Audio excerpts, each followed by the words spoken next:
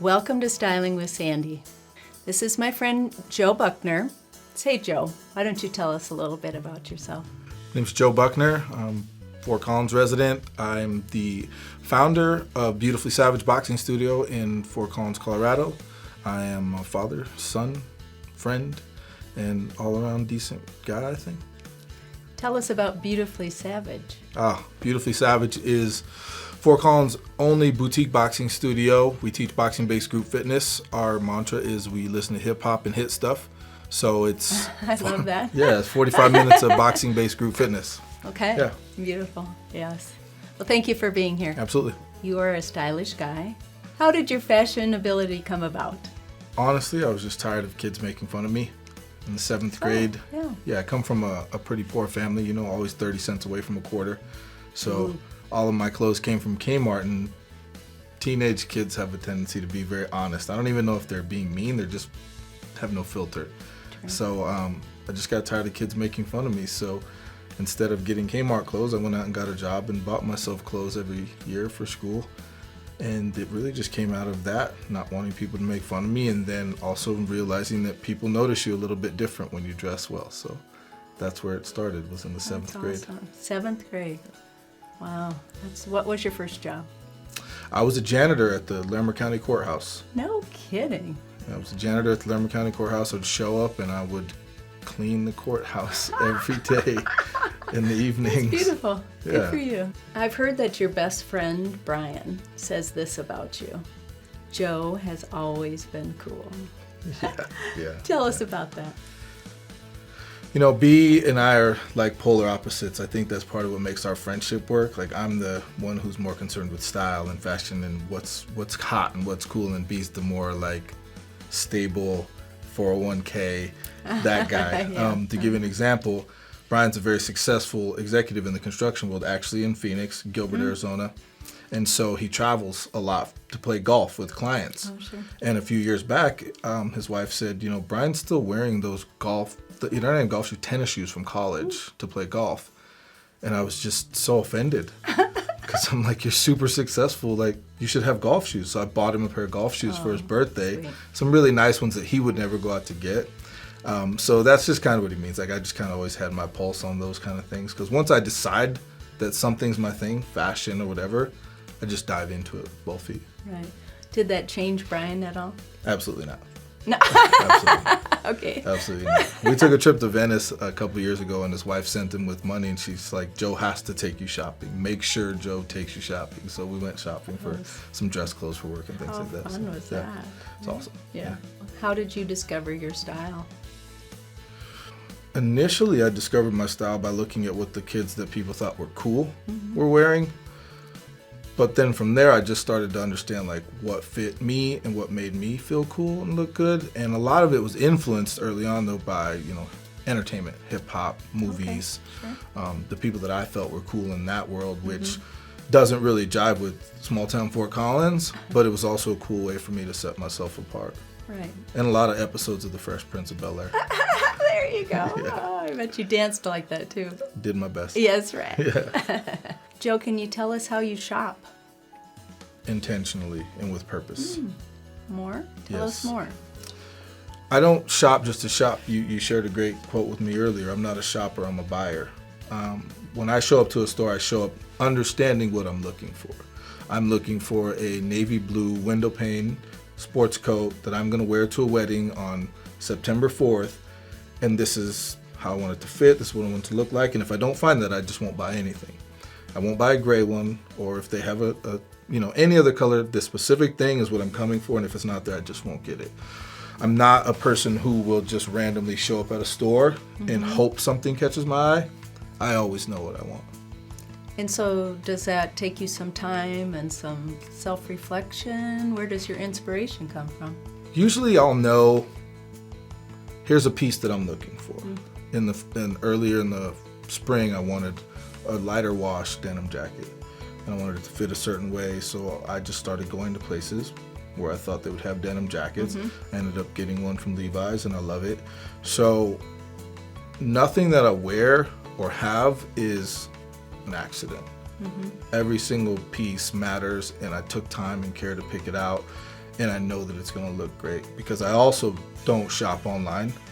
I have to put things on my body before I'll put money into it. So. Very good. So you have a curated wardrobe. Absolutely. Yeah. Absolutely. Right. So it does take time and energy to shop intentionally. Definitely. And also to dress intentionally. Definitely. Yeah. Do you have a signature style or a signature piece to your wardrobe? You know, when we started talking about this, I thought about my style, and I tell people all the time, like, my style is effortless, but it's because I've been doing it forever. So it looks like, oh wow, you took a lot of time and effort to put that together. In reality, I'm like, I just kind of grabbed some things, but everything that I have is meant to be able to be worn together. Signature piece, I'd say people usually know me for sneakers or socks. Yeah, I definitely became known as a guy, like, even before crazy socks were a thing, I was wearing cool socks. Yeah. And I've always been big into sneakers ever since I was a kid. Probably harkens back to that Fresh Prince thing. I just always wanted to have the coolest sneakers, and sneakers are always kind of the statement piece of anything I'm wearing. Unless I'm wearing dressed up or something, then it's obviously going to be a great pair of shoes as well. So. If you could share one piece of advice with our listeners, a piece of advice for the everyday Joe or Joanna, I'm not talking about gains, what would that be? I think the best piece of advice would be what we spoke about earlier, fit. Fit is everything. A lot of people don't understand how just even going down a size in something will change the way that it looks on your body, the way that it moves with you. A lot of people wear clothes that are too big for them and they don't even realize it. It's just, it's comfortable, right? It's comfortable. But it doesn't look good, right? So I'd say fit is everything. But the second, that's 1A, but 1B would be also what we talked about. No matter what you wear, you have to own it. I don't care. I mean, I'm a pretty big dude.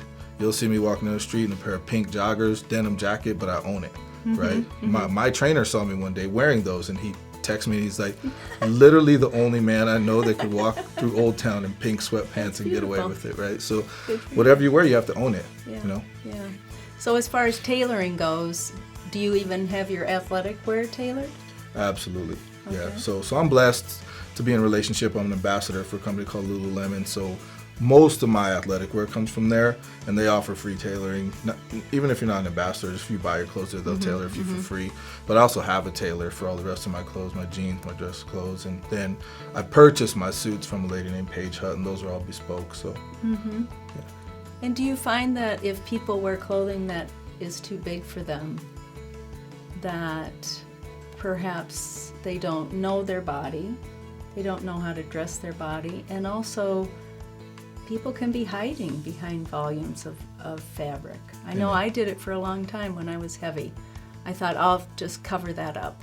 Amen. But it doesn't really do that for you, does it? No. I think we need to own the body we have right now. Yes.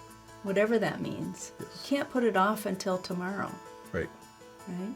Yeah, and the baggier clothes just make us look bigger. Right. It doesn't hide anything. It does you no adds volume service. and makes you look bigger. Yes. Because we can be beautiful in our bodies right now. Yeah. Amen. Like you said, we just have to own it. Yep. Yeah. Last question, Joe. What do you say to yourself every morning when you get up? Made it. Made it to another day. Right on. No, I express gratitude every single day, because not everybody gets another day. Not everybody gets tomorrow. So every day, that's the first thing I do, is express gratitude that I got to open my eyes and take another breath.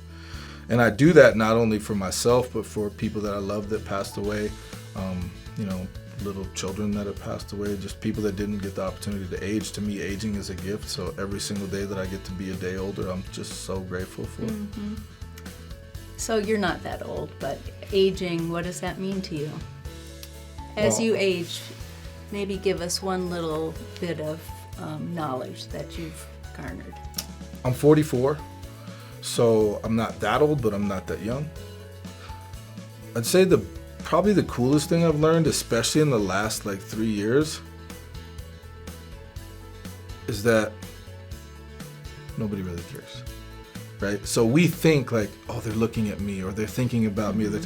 People are so concerned with just getting through their get-through in their life. They're actually not as concerned about you as they think you are. And so when we can release that, then we can move freely through the world, understanding even if they are thinking about you, it really doesn't affect you that much. So everyone's going through their own thing. And then I learned empathy. Empathy's been probably the best lesson that I've learned in the last, I'd say, 10 years, is just how to be empathetic to different types of situations and understand that everybody's got a battle that they're going through, and far be it from me to judge them, you know? Right, walk in everybody's shoes, Yeah. walk in each other's shoes. Yeah. Right I mean, on. someone might be speeding behind you on the road. They might be driving too close to you. You don't know. They might be tailgating You don't know like where I they're was going. tailgating Joe today on the way. So, no, just being funny. But yeah, just empathy is also the biggest one too. Yeah. Just like everybody's got their situation they're going through. So That brings to mind one more thing. How do your clothes tell your story, Joe? through every different chapter of my life, I've dressed the way that I want to be addressed. When I was in the workforce, I dressed as someone that my higher ups could see promoting someday.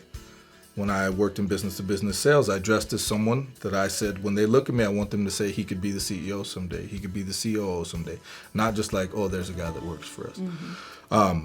You know, I tell my friends all the time, you have to stay business ready so you're ready for business, right? Well, now my business is fitness, but I still dress the way I want to be addressed because I want people to take me seriously. So even if I'm wearing joggers and a hoodie, they're still tailored, they fit the way they're supposed to fit, and I look sharp. I never want to feel less than, and I never want to feel underdressed, but now my current work requires that I wear workout clothes a lot. My daughter says my dad always looks like he's either going to work out, working out, or just came from working out, right? So, but you can still look sharp with that. So the story that my clothes tell is that this is a person that takes themselves seriously, so I should probably take them serious too. That's beautiful. That's a great sentiment. Yeah. One thought comes to mind, Joe. What would you say to your younger self? I would tell him that those brand name clothes don't really matter. How you present yourself, how you show up matters more. And you can take a $20 shirt and get it tailored and make it fit the way it's supposed to fit, and it can look as great as a $200 shirt, if not better. So brands, labels, those things don't really matter, and they don't make you any better of a person than you were when you were shopping at Kmart. I had some of my best things from Kmart. I bet you did. I sure did. I still remember one sweater. I love that sweater. And that's the point, is if you love it, Yes. it's going to look great on you. Yes. Yeah. Absolutely. So for me, what I would say to my younger self is, when I moved to Hawaii in 1979, I went to the Barbizon modeling program. And before Barbizon, my fashion sense was tube tops and macrame swimsuits, which is pretty scary. But anyway, I learned that to be respected, I had to respect myself. And I had to start with my clothing. And so I needed help. I got the help I needed. And so I've carried that forward every day since. Love it. Yeah, it's good. Yeah. That was a good lesson. I think we'll end on that, everybody. Really appreciate your time, and thank you, Joe, for being here. Thank you for having me. This was awesome. This was great. Yeah, Great you're fun. rad. Thanks.